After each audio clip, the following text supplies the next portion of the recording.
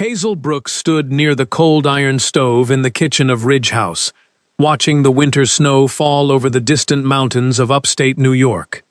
The morning wind rattled the old glass panes, sending a steady chill through the wooden floorboards that made her toes ache inside her thin leather boots. Mrs. Higgins, the head housekeeper, stood across from her with a stiff back and a mouth pressed into a thin line, holding a heavy ledger against her dark apron. The room was quiet, except for the low hiss of the firewood and the distant sound of the lake freezing over in the valley below. Hazel kept her hands hidden behind her back, squeezing her fingers together to hide the nervous shaking that she could not seem to stop. "Your name is Jane Miller," Mrs. Higgins said, her voice flat and completely devoid of any warmth as she looked down at the paper on the table. "You come from a small town near the southern border, and your previous master says you are a quiet worker who knows how to keep her mouth shut. I do not care about your past, girl, as long as you scrub the floors until they shine and never make a sound while you do it." Hazel nodded slowly, keeping her eyes fixed on the gray stones beneath her feet, because she knew that a real housemaid would never look an employer directly in the eyes. She had chosen the name Jane because it was simple and easily forgotten by anyone who heard it, which was exactly what she needed if she wanted to survive in this massive, dark estate. The housekeeper took a step closer, her keys clinking loudly against her belt as she pointed a long finger toward the hallway that led to the main section of the house. "You will rise every morning at 5 o'clock to tend to the fires in the lower rooms and make sure the soot is cleared before the master leaves his study. You will carry the heavy coal buckets up the back stairs, and you will wash the stone floors of the long gallery on your knees every single week. Most importantly, you will never speak to the master, and if he happens to walk down a corridor while you are working, you will turn your face to the wall and wait until he passes. There is one rule in Ridge House that is more important than all the others, and if you break it, you will find yourself on the road before sundown," Mrs. Higgins continued, her voice dropping to a harsh whisper. "There is no music allowed in this place, meaning no singing, no whistling, and no humming while you go about your daily chores. The large piano in the music room is covered with a thick cloth and locked with a heavy key, and it has remained that way for exactly 18 months. The master cannot stand the sound of music in any form, and I have already fired 2 girls who forgot themselves and allowed a tune to slip past their teeth." Hazel felt a cold knot form in her stomach, but she forced her face to remain completely blank as she looked at the older woman. "May I ask why the music is forbidden here, Mrs. Higgins?" she whispered, trying to sound like a curious but ignorant girl from the countryside. The housekeeper snapped the ledger shut with a loud bang that made Hazel jump, her eyes narrowing with instant disapproval. "You may not ask why, because a good servant does not concern herself with the private grief of the master," she replied coldly. "The mistress has been in her grave for a year and a half, and that is all you need to know about the silence of this house, so see that you remember your place." A younger housemaid named Betsy showed Hazel up the narrow wooden steps to the small attic room, where they would both sleep during the long winter months ahead. The room contained nothing but 2 narrow cots, a single wash basin, and a small window that looked out over the dark waters of the mountain lake. Betsy sat down on her bed and began to rub her red, chapped hands, warning Hazel in a low voice to always watch her shadow when the master was nearby. She whispered that the master was not like regular men, that he belonged to an old line of rulers who owned the mountains, and that his anger was something no one wanted to witness. Hazel lay awake that night, listening to the wind howl against the roof tiles, while Betsy slept soundly on the other side of the small room. She thought about her mother, who had taught her dozens of old mountain songs before she passed away. Songs that had been carried down through generations without ever being written on paper. When her father died in disgrace a year ago, those songs were the only valuable things the banks could not take from her, because they lived deep inside her own memory. She had come to this silent house because she knew that somewhere behind these locked doors lay the evidence that could prove her father was an honest man who never stole a dime. She was not here to seek revenge against the people who had ruined her family, but she wanted her father's good name returned to him, so she could hold her head up again.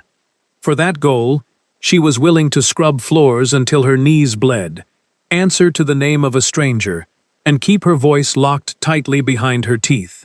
Mrs. Higgins had warned her that her hands looked too fine for a common maid, but Hazel knew she would have to make them rough if she wanted to blend into the shadows.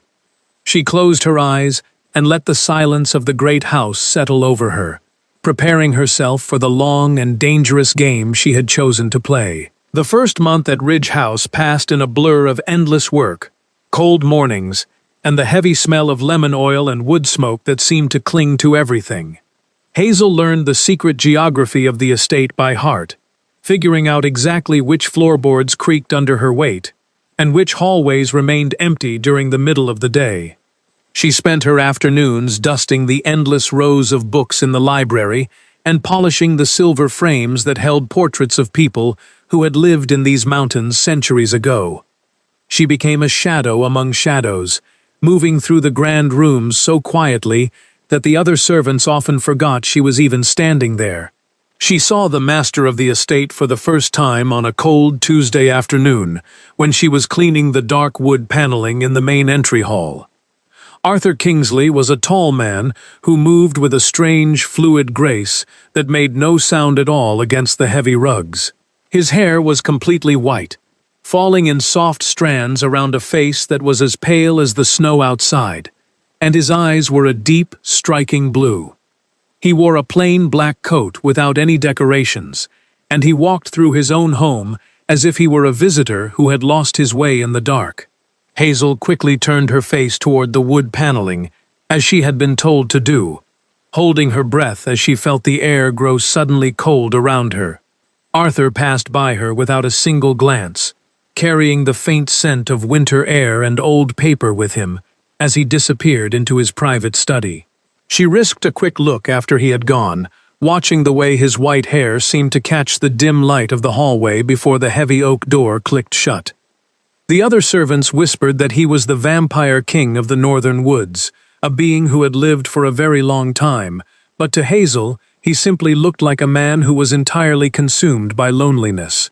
There was also a child living in the great house, a little girl named Lily who was only 6 years old, and always wore dresses made of dark gray wool. Lily spent her days under the watchful eye of a strict nanny named Mrs. Gable, a woman who believed that children should be seen and never heard. The little girl never ran down the long corridors, never laughed, and never called out to her father when he passed her on the stairs. Hazel, who had been a loud and joyful child in her own home, felt a sharp ache in her heart every time she saw that small, silent figure walking so stiffly through the grand rooms.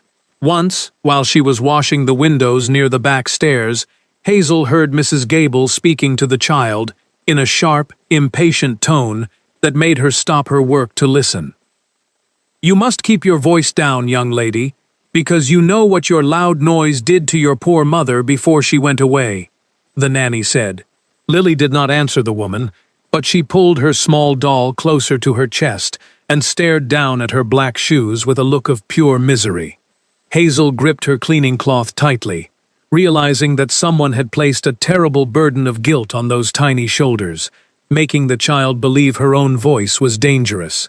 The evidence Hazel needed was hidden in the East Wing, a section of the house that had belonged entirely to the late mistress, and was now strictly forbidden to everyone.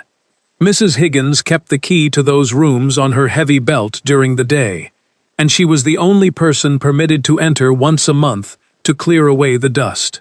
The rumor among the staff was that Arthur had not crossed the threshold of his wife's rooms since the day of her funeral, preferring to leave everything exactly as it had been. Hazel knew from an old letter her father had received that the mistress had been gathering documents to clear the Brooks name just before she died of a sudden illness. The letter had been signed only with the letter G, but it had promised that justice was coming, and that the true thief would soon be exposed to the world. Hazel's father had wept with relief when she read those words to him. But the spring came and went without any further news, and the old man died in his sleep shortly after. It had taken Hazel months of quiet searching to discover that the late mistress of Ridge House had been named Grace, and that her brother still lived on the estate as the primary business manager.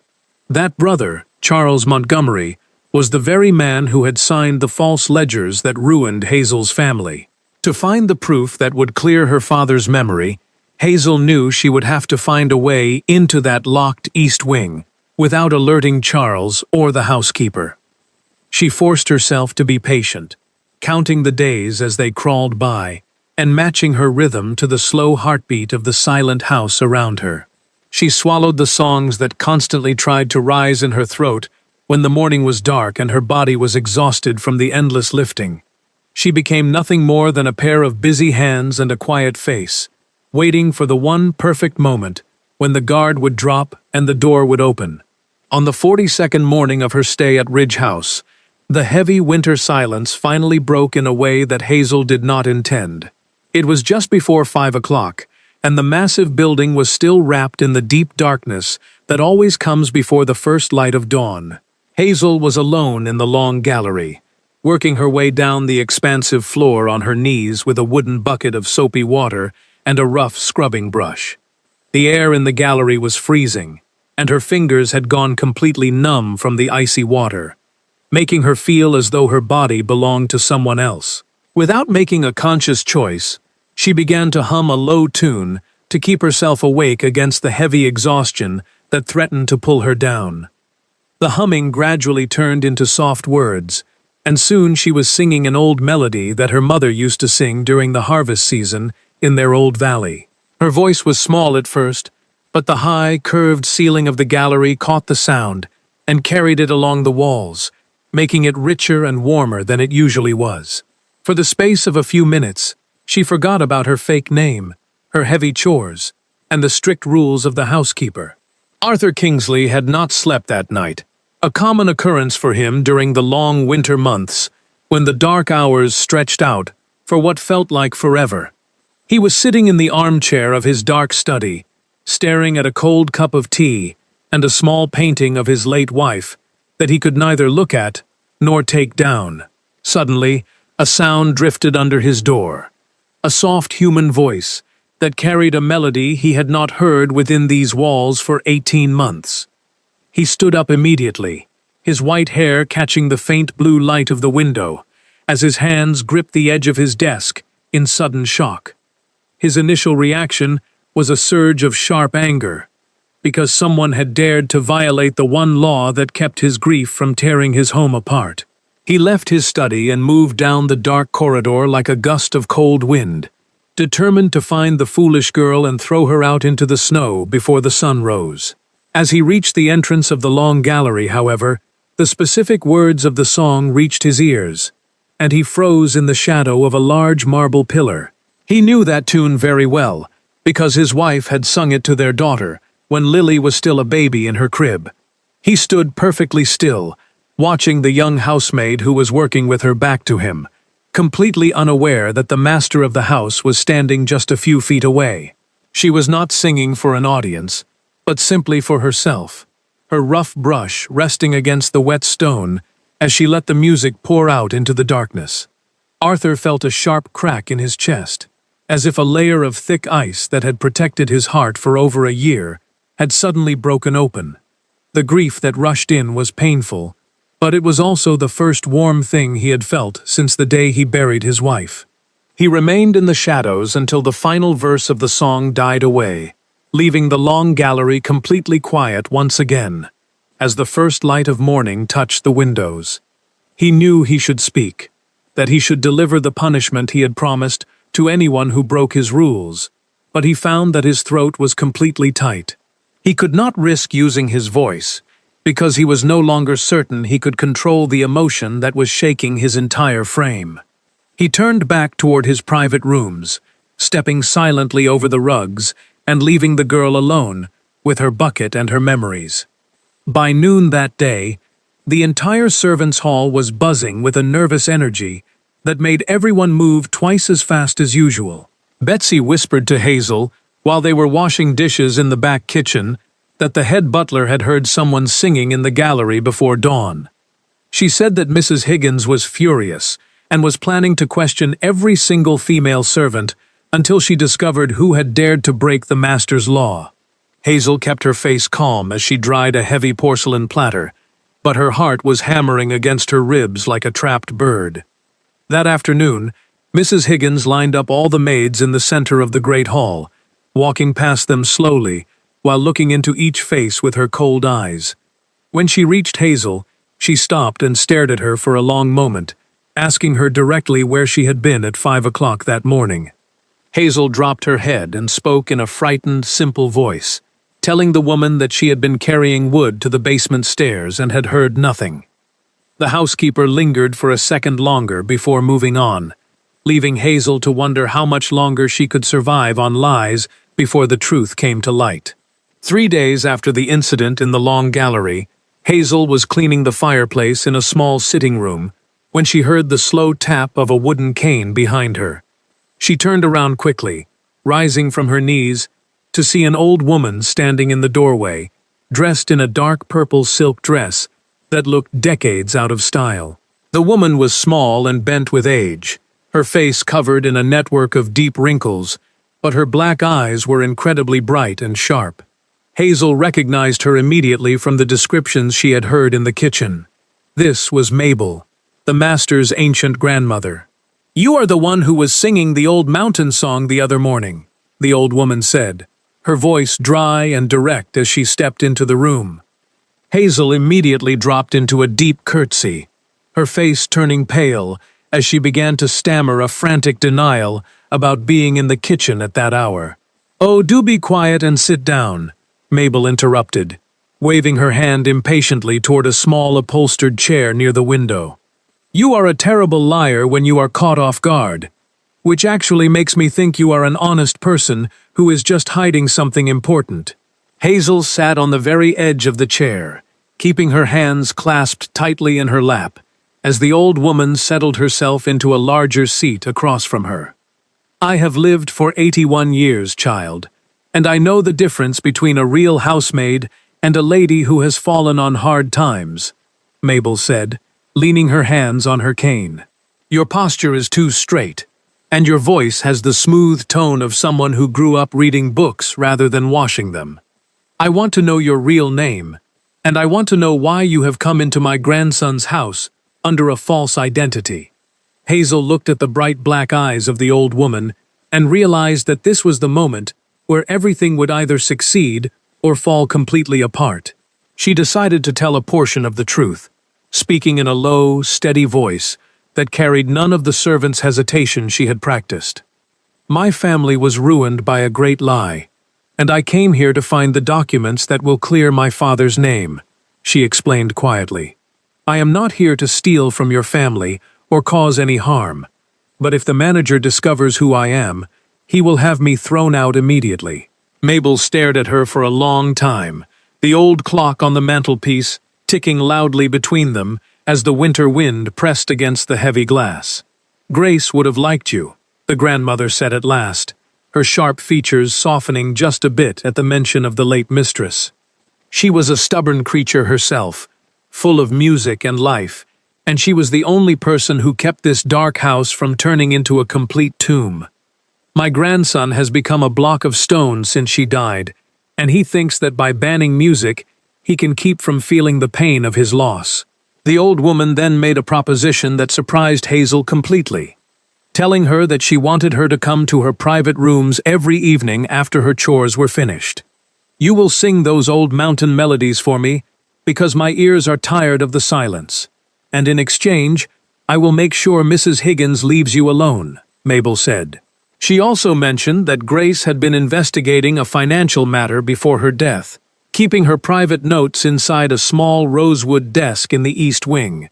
That desk had a brass lock, and no one had touched it since the room was sealed 18 months ago.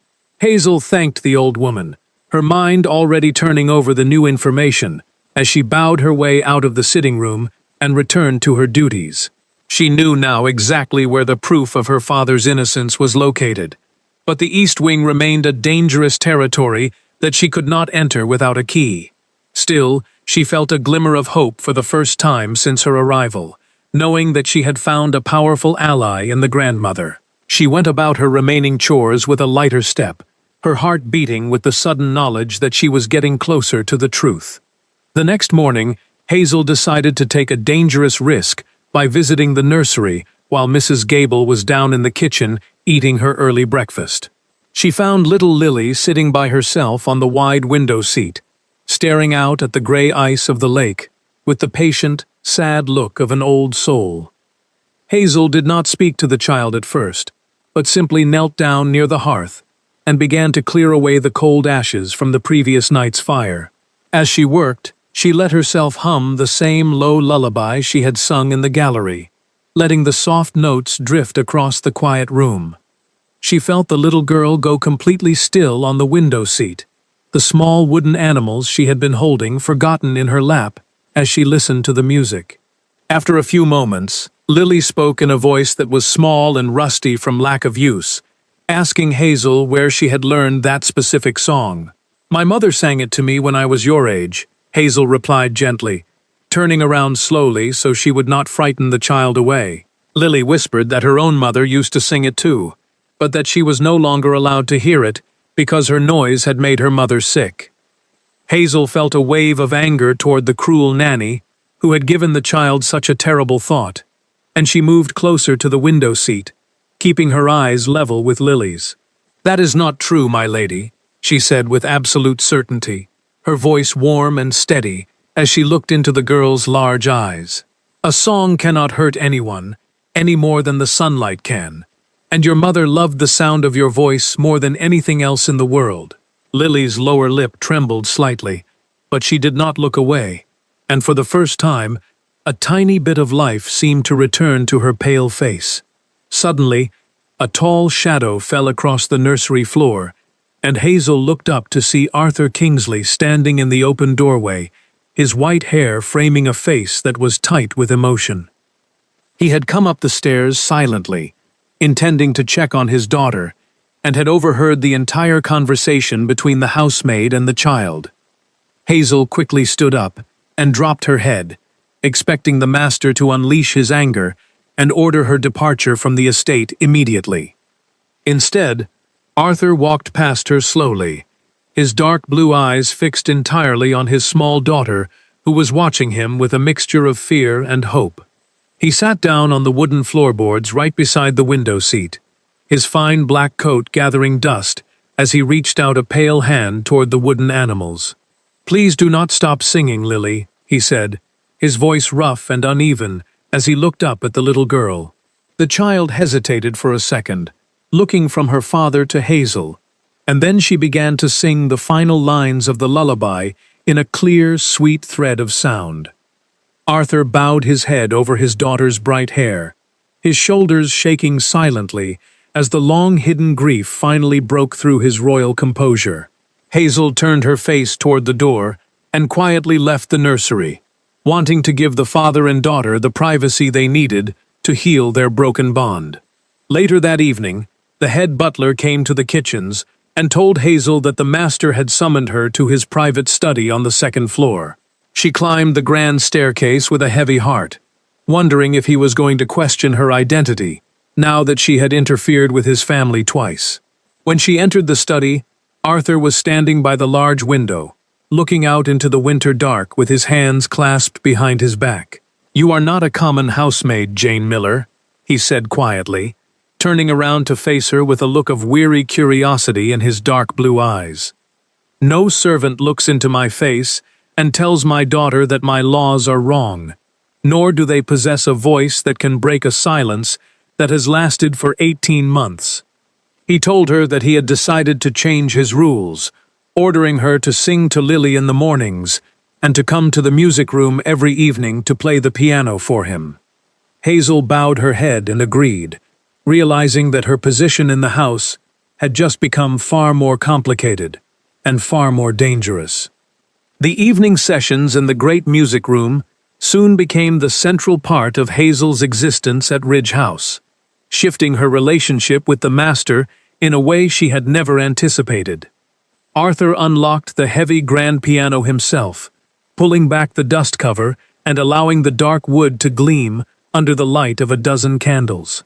Hazel would sit at the keys, her rough fingers finding the familiar notes of her childhood songs, while the Vampire King sat in a leather chair just a few feet away.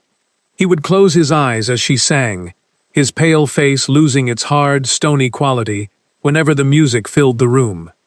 Between the songs, he began to talk to her in a low, quiet voice, sharing pieces of his long life that he had never spoken aloud to anyone else. He told her about the centuries he had spent ruling these northern mountains, and how the endless march of time had made him cold and detached from the world around him. He explained how Grace had brought warmth back into his life, and how her sudden death had made him want to shut out the light and the sound forever. Hazel listened to his words with a deep, silent empathy, watching the way his white hair caught the candlelight as he spoke of his regrets. She found herself looking forward to these quiet hours in the music room, a realization that terrified her because she knew she was falling in love with a man who did not know her real name. The weight of her secret identity felt heavier with every passing day, especially when Arthur looked at her with a growing warmth in his dark blue eyes. She knew that if she told him the truth about her father and her purpose, it might destroy the fragile trust that was keeping him connected to the living world. Yet, she also knew that she could not continue to live a lie forever under his roof. One afternoon, her fears became a reality when she encountered Charles Montgomery in the narrow hallway that led to the sealed east wing of the house. Charles was a handsome, heavy-set man who always wore expensive clothes and carried a pleasant smile that never quite managed to reach his cold eyes. He stopped Hazel by placing his hand against the wall, blocking her path as he looked down at her with a sharp, calculating expression. "You take a very large interest in this family for a simple country maid, Jane Miller," he said, his voice smooth and dripping with false friendliness. He told her that he had grown curious about the new servant who was spending her evenings with the master and her mornings with the young lady of the house. "I made it my business to send a letter to the town listed on your character reference, and the reply arrived this morning," Charles whispered, leaning closer to her. "It seems that no one in that tiny village has ever heard of a girl named Jane Miller who worked as a laundress for a local merchant." He smiled, his teeth gleaming in the dim light of the corridor, as he watched her face for any sign of panic. Hazel forced her breathing to remain steady, keeping her eyes fixed on his silver vest buttons, as she gave a small, submissive curtsy. "People often forget the names of the servants who work in the kitchens, sir," she replied, keeping her voice level and flat. Charles laughed, a short, unpleasant sound that carried a clear threat as he straightened up and adjusted his cuffs. "I am a very thorough man, my dear, and I will continue to dig until I find out exactly who you are and what you want from my brother-in-law," he warned her.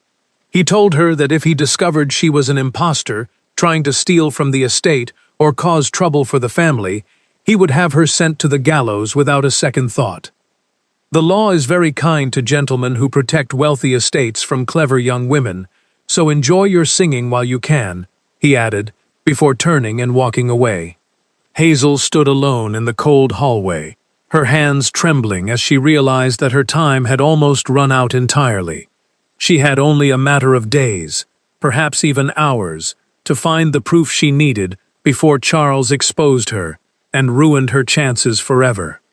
Hazel knew she had to act that very night, before Charles could take his suspicions to the master or have her arrested by the local sheriff. She waited until midnight had passed, and the entire house had gone down into the deep, heavy sleep that always filled the dark hours before the dawn.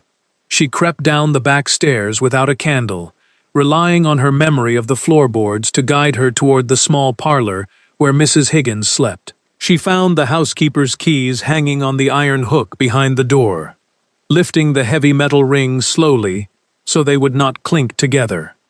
With the keys hidden inside her apron pocket, she walked through the silent corridors until she reached the heavy oak doors that marked the entrance to the forbidden East Wing. Her hand shook as she tried 3 different keys, before the old lock finally gave a loud, heavy click that sounded like a gunshot in the quiet house. She pushed the door open and stepped into the rooms of the late mistress, closing the wood behind her and lighting a single candle with a match from her pocket. The air inside was thick with dust and the faint, sweet scent of dried lavender that had survived for 18 months. The rooms were a perfect snapshot of a life that had ended suddenly, with dresses still hanging in the wardrobe and an open book resting face down on a small table. Hazel moved quickly to the corner of the bedroom, where a beautiful rosewood desk stood under a layer of gray dust, its brass lock gleaming in the candlelight. She used a thin metal wire from her apron to gently pick the old mechanism, holding her breath until the small drawer popped open with a soft snap. Beneath a false wooden bottom at the back of the drawer, her fingers found a thick packet of letters tied with a blue ribbon. She sat on the cold floor and opened the papers by the dim light of her candle, her eyes filling with tears as she read the elegant handwriting of the late mistress. The documents contained a detailed report from a private investigator, showing exactly how Charles Montgomery had stolen thousands of dollars from the family timber company over 3 years. The papers proved that Charles had forged the name of Thomas Brooks on the financial ledgers, shifting the entire blame onto an innocent man to save his own reputation. There was also an unfinished letter addressed to Arthur, begging him to fix the terrible wrong before the fever took her life. Hazel held the evidence against her chest, a mixture of deep sorrow and profound relief washing over her as she realized her father's name was finally safe. She had accomplished what she came to do, but her moment of relief was cut short by the sudden sound of footsteps coming down the outer hallway. Before she could blow out her candle or hide the packet of letters, the door to the bedroom swung open with a harsh creak. Charles Montgomery stood in the frame, holding a bright brass lantern in one hand and a heavy iron key in the other, his pleasant smile completely gone. "I knew you were a thief, from the moment I saw your fine hands, Jane Miller," he said, his voice low and dangerous as he stepped into the dust-filled room. He looked at the packet of letters in her lap, and his eyes narrowed with a sudden, desperate fear that made his face look older and twisted. "You think you can come into this house and destroy my life with old gossip from a dead woman," he whispered, stepping closer to her. He lunged forward and grabbed her arm tightly, ripping the documents from her fingers before she could pull away or call out for help. He dragged her out of the east wing and down the narrow stairs that led to the stone basements beneath the kitchen, ignoring her struggles as he pushed her into a small room. This was the old game larder, a windowless cell with a heavy timber door that locked from the outside with a thick iron bolt. He slammed the wood shut and threw the bolt into place, leaving Hazel alone in the pitch darkness with nothing but the cold stone walls around her. She sat on the floor, listening to his retreating footsteps, and wondering if she would ever see the light of day again, now that the enemy had the upper hand.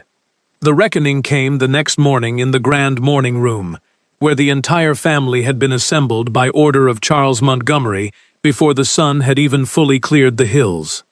Hazel was brought up from the basement by 2 strong footmen, her apron dusty and her hair tangled, but she kept her chin lifted as she walked into the bright room. Arthur Kingsley was standing by the high fireplace, his white hair contrasting sharply with his black coat, his pale face looking like a mask of carved ice. Mabel sat in her regular armchair near the window, her hands gripping her silver cane, while little Lily sat quietly on a stool near the door. "This girl is a dangerous impostor, Your Grace," Charles announced loudly, stepping forward and gesturing toward Hazel with a look of righteous anger on his handsome face. "I caught her last night, in the middle of the night, ransacking my poor sister's private rooms in the East Wing, and looking for valuables to steal or papers to use for blackmail." He turned to Arthur, his voice full of false concern, as he held up the blue ribbon that had bound the letters together. "She came into your home under a fake character to spin a web of lies around your daughter and your grandmother, and she must be given to the law." Arthur did not look at Charles, but kept his deep blue eyes fixed entirely on Hazel's face, his expression carrying a mixture of intense pain and cold calculation. "Is it true that you lied to me about your name, Jane Miller?" he asked, his low voice carrying a heavy weight that made the room feel suddenly very small.